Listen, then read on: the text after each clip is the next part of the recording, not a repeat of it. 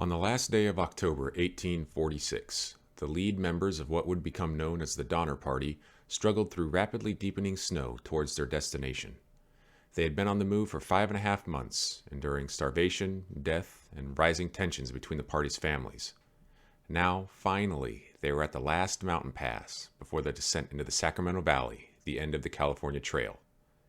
With the first snowstorms of the season burying the trail, the lead families came to a hard conclusion. They weren't going to make it across. It's important to recognize the state these people were in. Almost everyone had been walking for weeks, with only a few wagons left. Supplies were almost out, even the supplies brought by Charles Stanton and his two Indian guides, Luis and Salvador. This isn't a cohesive group.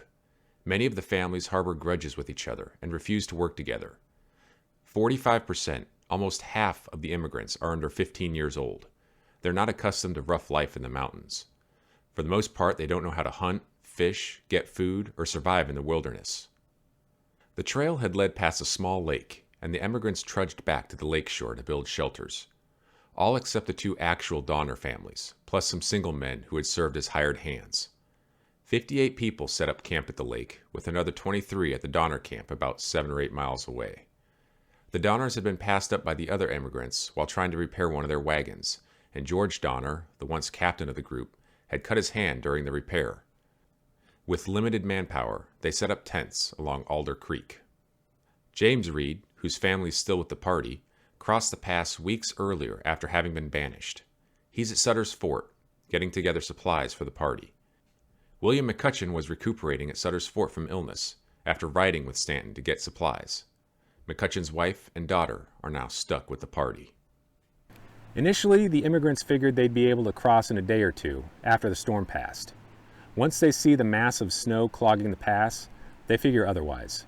They resign themselves to spending the winter at this spot. The Breen family occupies an old shack built a couple of years prior by the first party to bring wagons through the Sierra Nevadas. A teenage boy had spent all winter alone in this cabin. Now this family was going to have to do the same. Louis Keseberg, unable to do much after accidentally impaling his foot, builds a lean-to against the west side of the cabin for his wife and 2 children. A couple of 100 yards away, the Murphy and Eddy families build a log cabin against a large boulder. About a half-mile further back on the trail, a large double cabin is built. On one side, this cabin houses the Graves and McCutcheon families, while the other side hosts the Reeds, Stanton and the Indians, and a few of the Reeds' old employees.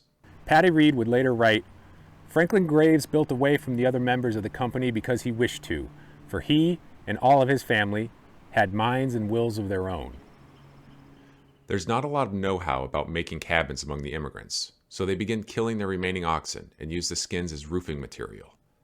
At the Donner camp, George Donner's family, plus Mrs. Wolfinger, occupies a tent insulated with brush, while Jacob's family occupies a similar structure. The Teamsters and single men build a third tent nearby. After the shelters are built, the group's focus shifts to food. William Eddy is by far the best hunter, but he doesn't have his own gun.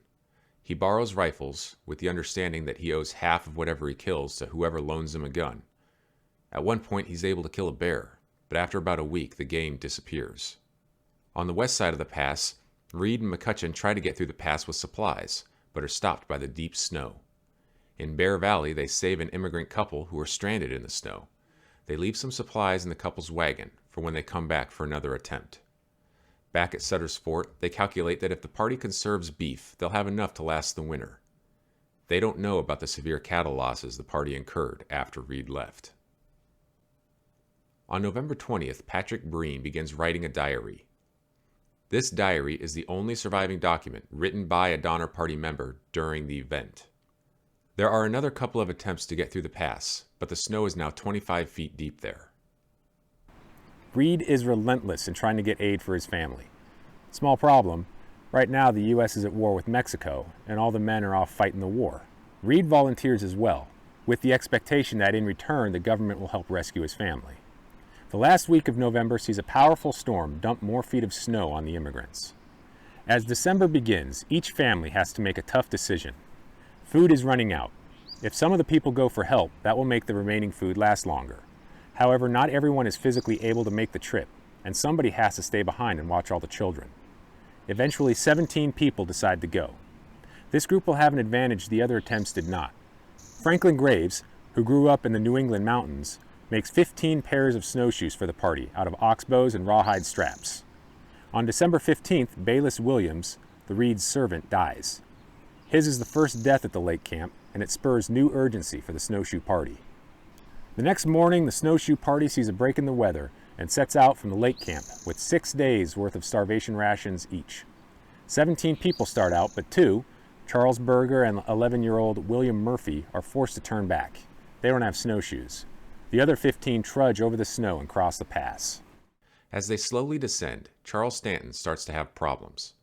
The sunlight reflecting off the snow is giving him snow blindness, and he's beginning to fall behind the other snowshoers. One morning, as the others prepare to move out, Stanton stays wrapped in his blanket, telling them he'll catch up in a bit. Although he had no family with the party, wasn't being paid, and had already made it across the pass before, Charles Stanton had returned to the immigrants with much-needed supplies. He'd always been willing to help anybody who needed it, and no matter their allegiances, everybody spoke highly of him. He is last seen alive by this morning's fire, smoking his pipe. Back at the lake camp, Patrick Breen records bad news in his diary. At the Donner camp, 4 men, including Jacob Donner, have died. According to his family, Jacob just sort of gave up his will to live. Something else, too. One of the men, Joseph Reinhardt, had been deliriously ranting during his final hours. In front of Leanna Donner and Mrs. Wolfinger, he confesses to shooting Mr. Wolfinger back in Nevada. Was this the delirious raving of a dying man? Or had Reinhardt and Spitzer actually murdered Wolfinger? The snowshoe party is now about to run out of food. William Eddy finds his wife has left an extra few ounces of bear meat in his pack for him. Of course, he doesn't tell anyone else about it. On the 23rd, a strong storm batters the area. The snowshoe party becomes disoriented in the mountains and are forced to hunker down. Anything that can go wrong for them does. They lose their axe, then the storm blows out their fire. They're forced to huddle together under a blanket to survive. After 2 days, the storm has not lightened up. They have no food and are desperate. Franklin Graves, the oldest member of the snowshoe party, tells his daughter Mary she might have to do some unpleasant things in order to live, but she needs to do what she has to survive. You can read between the lines there. The group decides to pick straws to see who should be killed and eaten for the good of the group. 35-year-old Patrick Dolan, the Breen's longtime family friend, picks the short straw, but nobody can bring themselves to kill him. The group decides to eat whoever dies first. On the night of the 24th, Antonio, the shepherd, dies, followed a few hours later by Franklin. Patrick Dolan begins to rant and rave, strips off his clothes, and runs off into the woods. The other members force him into the blanket with them, but it's no use. He dies a few hours later. The next day, Lemuel Murphy becomes delirious as well. His sister, Sarah Foster, tries to revive him, but it's no use. He's 12 years old. It has not stopped snowing.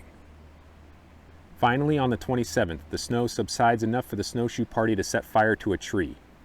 Starving, numb, they surround the blazing tree, even as burning branches fall around them. Charles McGlashan, who interviewed the actual participants and wrote a book about the Donner Party years later, relates what happened next. Each of the 4 bodies was divested of its flesh, and the flesh was dried. Although no person partook of kindred flesh, sights were often witnessed that were blood-curdling. Mrs. Foster, as we have seen, fairly worshipped her brother Lemuel. Has human pen power to express the shock of horror this sister received when she saw her brother's heart thrust through with a stick and broiling upon the coals? Luis and Salvador, the 2 Indians who had accompanied Charles Stanton back from Sutter's Fort, are shocked by all this. They refuse to eat and camp nearby, away from the horror. This place will come to be known in Donner Party lore as the Camp of Death. At the lake camp, Charles Berger, a wagon driver, has been sick for days since he was forced back from the snowshoe party. On the 29th, he dies in Keseberg's lean-to. Louis Keseberg and Augustus Spitzer divide his cash, clothing, and belongings. On New Year's Day, Patrick Breen writes in his diary, January 1st, 1847. We pray the God of mercy to deliver us from our present calamity, if it be his holy will. Amen. A few days later, Margaret Reed takes her oldest daughter and a few others and tries to cross the pass. It's still no use. After several days, they're all forced back to the lake camp, freezing and even more worn out. There's almost no meat left, and the poorer families are beginning to boil their ox hides into a glue-like substance and eat that. It's universally hated by everyone, but it's all they have. Meanwhile, James Reed has just fought in the Battle of Santa Clara. It's really a small skirmish with only a handful of casualties on each side, but it sends a message to the Mexican government: give up on Northern California. Reed can now start making arrangements for a relief party, as well as securing land for his family in California. The snowshoe party is living day to day and sometimes even hour to hour.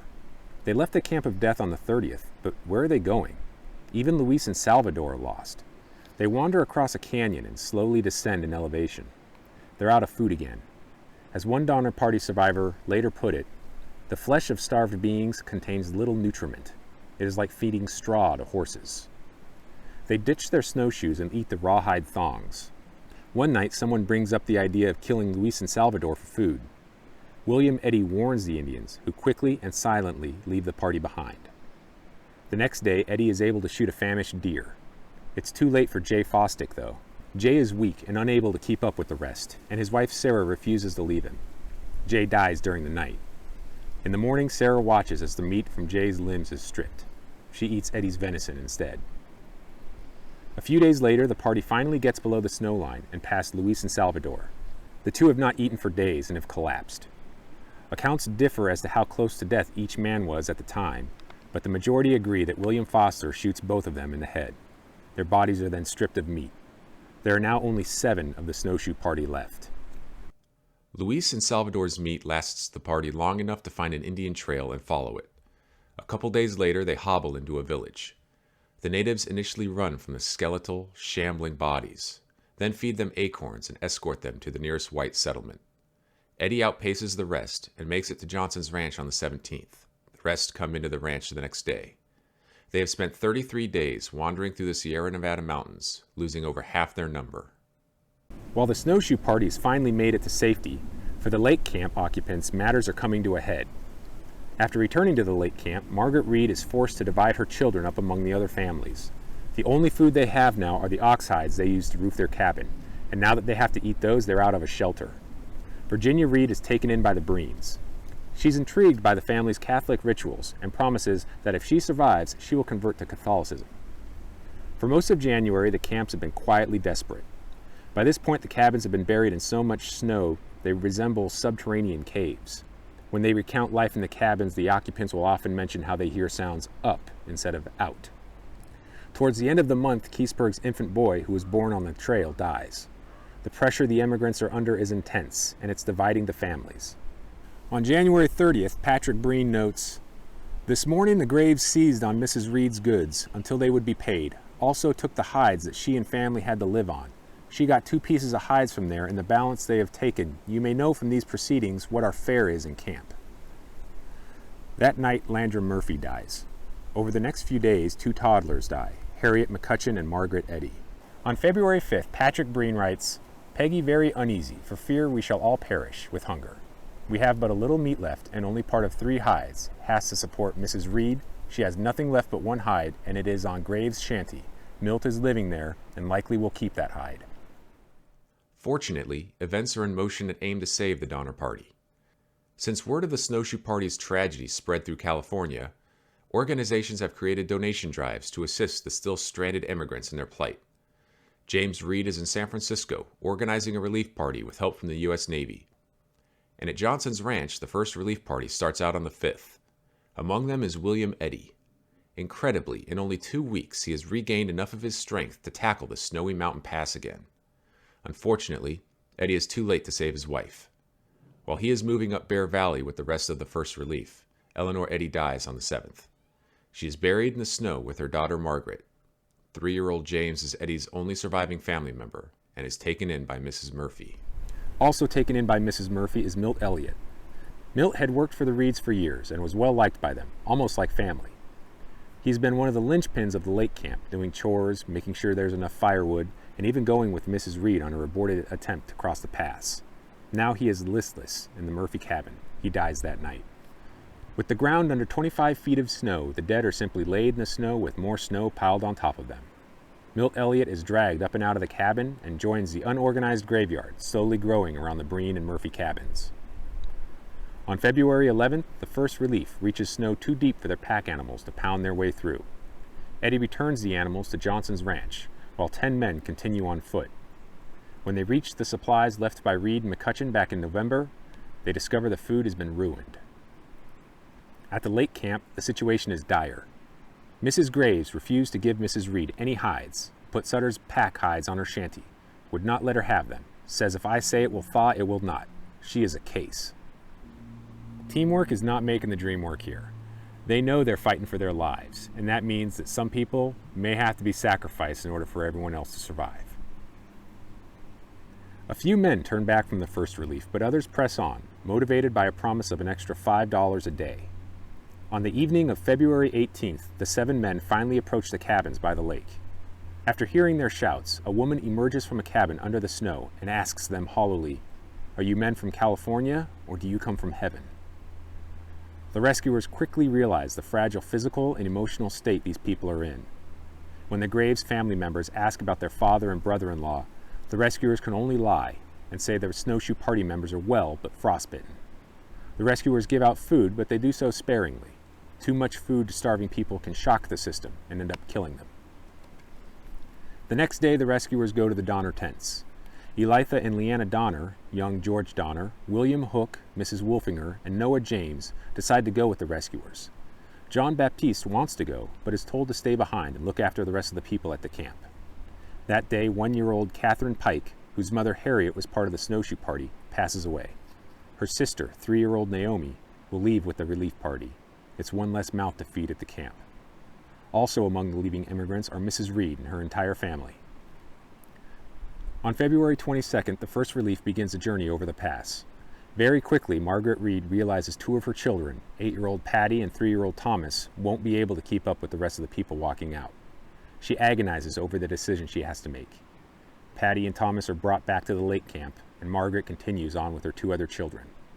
As Patty leaves, she tells her mother, "Well, Ma, if you never see me again, do the best you can." On the same day, as Margaret is choosing which children to leave behind, her husband James leaves Johnson's ranch as part of the second relief. Now, the first relief had done the smart thing and stored food along the way for the trip back. But when the first relief reaches their store of food, they see that rodents have broken into it. It's ruined. They continue their weary march. John Denton, an Englishman traveling with the Donners, becomes snowblind, exhausted, and unable to continue with the rest of the relief party. They chop him some firewood and leave him as comfortable as they can. Later on, as the first relief party stops at a rest point, they discover that 3-year-old Ada Keseberg, who'd been carried by one of the rescuers, had died. Her mother Philippine is inconsolable.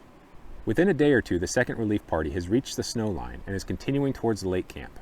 Near Yuba Gap, the intersecting relief parties meet. James Reed, who hasn't seen his family since early October, finally reunites with his wife and 2 of his children. As one of the first relief rescuers notes, the meeting was very affecting. But here's the thing. James Reed still has 2 of his children to save and a job to do, and if we've learned anything about James Reed through this whole story, it's that he's going to do what he sets out to do. So instead of going down the mountain valley with his family, James continues on with the second relief. At the lake camp, the arrival of the first relief and the news that additional relief parties were coming had changed the viewpoint of the remaining people. Before, they'd basically resigned themselves to dying, with little hope of rescue. But now that rescue is possible, and even now on the way, their mindset shifts. They had to survive, no matter what it took. Before the first relief's arrival, nobody had mentioned any cannibalism at the lake camp, even though people were dying of starvation. Patrick Breen famously records this attitude shift in his diary. Friday, 26th. Mrs. Murphy said here yesterday that thought she would commence on Milt and eat him. I don't that she has done so yet. It is distressing. Breen went on to say the Donners were at the point where if they didn't find their frozen, buried cattle, they would have to begin eating the dead in a day or 2 as well. Meanwhile, the first relief was nearing the end of their journey, but not their suffering. 3 of the survivors overeat and get sick. One of them, 12-year-old William Hook, dies the next morning. On March 1st, the second relief reaches the lake camp. James Reed is reunited with his daughter and son, who have survived this long. The Breens have been holding steady, but the Murphy cabin is a nightmare. There are human bones and pieces of bodies littered around the cabin. At the Donner camp, George's children and Tamsin Donner are looking fairly healthy. You can guess what they've been eating to stay that way. Elizabeth is in a bad way, and George is sick and bedridden. The infection in his hand has turned gangrenous and is traveling up his arm. A doctor back then would have amputated his arm to save his life, but nobody there has the medical know-how to do that. Tamsin refuses to leave her husband. The relief party agrees to leave 3 men behind to help take care of the camp, while the 3 children who can walk are led out to the lake camp. The next day, the second relief starts on their return trip with 17 additional people, and minus the few rescuers left behind to help take care of the survivors. Now, one of the rumors about the Donner Party is that they were rich, and this is partly true. The families traveled with plenty of valuables in gold and silver. As the second relief leaves the lake, some of the rescuers start joking about gambling for some of the survivors' money. Mrs. Graves hears this and hides the family's stash of coins by a large rock on the north side of Truckee Lake. The stash stays hidden until 1891, when it's located by miners in the area. After a couple days of slow travel through the pass, the second relief is forced to hunker down due to an approaching storm. 2 men are sent forward to grab food from a cache, but they get caught in the storm before they can return. The storm lasts almost 3 days, during which the second relief runs completely out of food. They are forced to huddle together behind a makeshift windbreak and lay on a platform of wooden poles. Their fire is built in the center of the platform, but as the fire melts through the more than 20 feet of snow, the survivors feel less and less of the heat. Mr. Reed goes snowblind and hypothermic. Mr. McCutcheon and another rescuer keep the fire going. It's the only thing keeping everyone alive. Back at Donner Camp, everyone is out of food again, and the storm makes it impossible to get firewood. One of Elizabeth Donner's children, Lewis, dies. After helping bury him, 2 of the rescuers left behind decide they've had enough and don't want to die. When the storm clears, they decide to go back. Tamsin still will not leave her husband while he's alive, but she offers $500 to anyone who will get her daughters to California. The men take the daughters as far as the lake cabins and leave them with Mrs. Murphy and Louis Keseberg, who has moved into the Murphy cabin.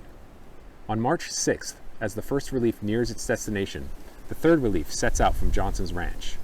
Among this group are William Eddy and William Foster from the Snowshoe Party, hoping to get back to the lake camp and save their children. As the storm passes, the second relief digs out from the foot-plus of snow that has fallen. 2 more people, Mrs. Graves and Isaac Donner, have died, and there is no food. Mr. Reed gets ready to push on, but Mr. Breen and his family have reached their limit. Breen says he would rather die in camp than starve on the march. Of this incident, Reed later wrote, "Finding that we could not prevail upon him, I asked some of the men standing by to witness, that I then told Mr. Breen that if his family died, their blood be upon his head and not ours."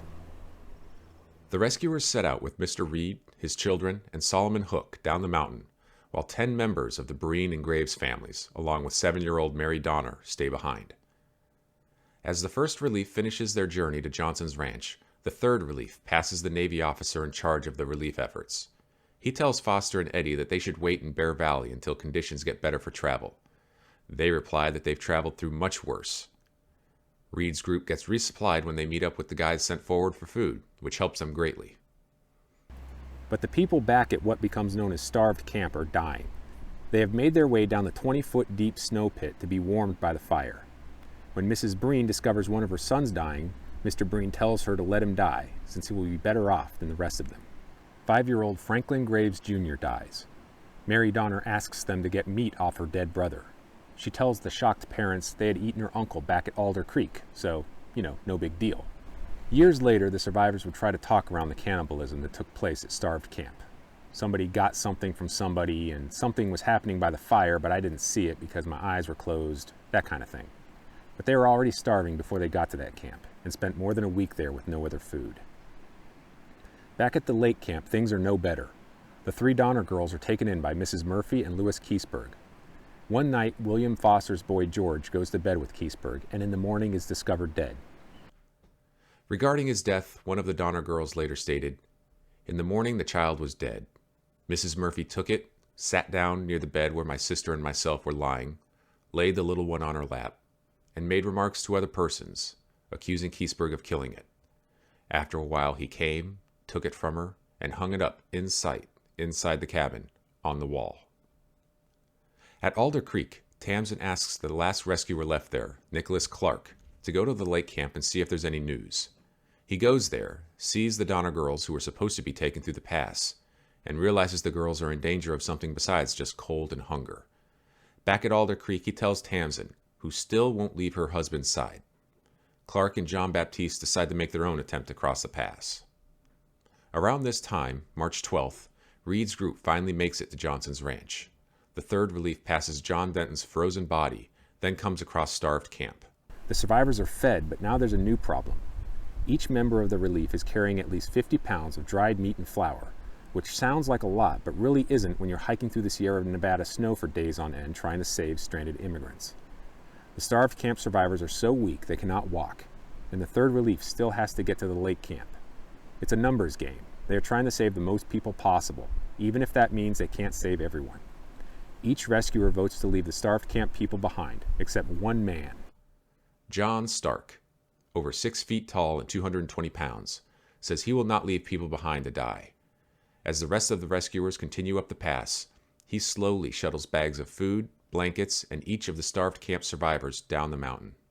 The next day, March 13th, the 4 remaining members of the 3rd Relief reach the lake camp. The scene is surreal. There are human bones strewn around the camp and carcasses laying inside the cabins, including people still recognizable to Eddie and Foster. Mrs. Murphy and Keseberg are driven almost out of their minds. Keseberg freely admits to eating James and George, the 2 men's toddler sons. Foster has lost his only child, and Eddie has lost his entire family. Eddie flies into a rage and wants to kill Keseberg on the spot, but he can't kill a starved, insane shell of a man who can't even stand. But he does swear that if he and Keseberg ever cross paths again, he will kill him. The men also meet Tamsin Donner, who offers them money to carry out her daughters. The men leave in the afternoon with 4 children. Clark and Trudeau silently fall in with the men, leaving the Alder Creek camp to its fate. After a few days' travel, the 3rd Relief catches up with John Stark in Yuba Bottoms, who's been ferrying the 2nd Relief down the mountain. About this time, other rescuers arrive from the west and help care for the survivors. Everybody is evacuated to Mule Springs, where they can ride the Johnsons' ranch. This leaves only 6 people up at the pass: George Donner, Tamsin Donner, Elizabeth Donner, Samuel Donner, Lavinia Murphy, and Louis Keseberg. In early April, a last party sets out, mainly to recover the Donners' property. For this, they'll get a cut of the proceeds. When they reach the cabins on April 17th, they find only Louis Keseberg, surrounded by body parts. Lungs and liver are being cooked in a pot, but that's not their main concern. They're wondering why Keseberg has a bunch of money and Donner's property on him.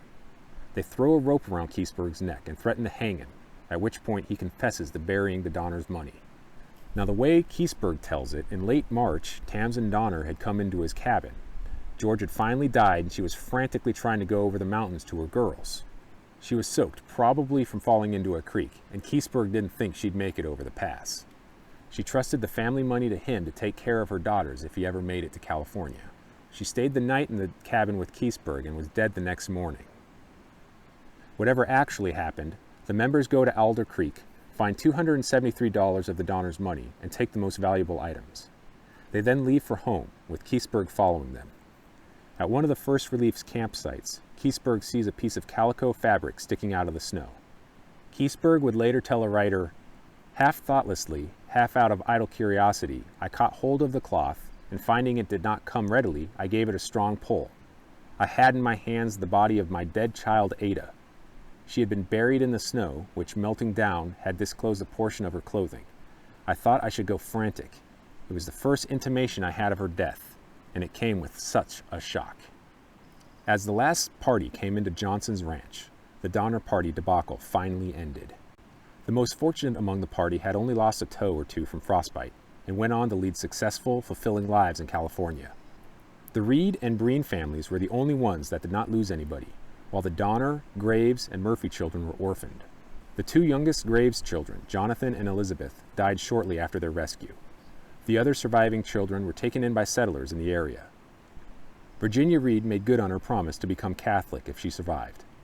William Eddy did not make good on his promise to kill Louis Keseberg. He was talked out of it. Keseberg owned a hotel in downtown Sacramento for a few years, and also brewed the first lager beer in California. But his reputation was in tatters from the allegations of murder and cannibalism, and he was vilified for the rest of his life. When his wife died in 1877, she was buried in Sacramento's city cemetery. When Louis died penniless 18 years later, he was buried in a nearby unmarked grave.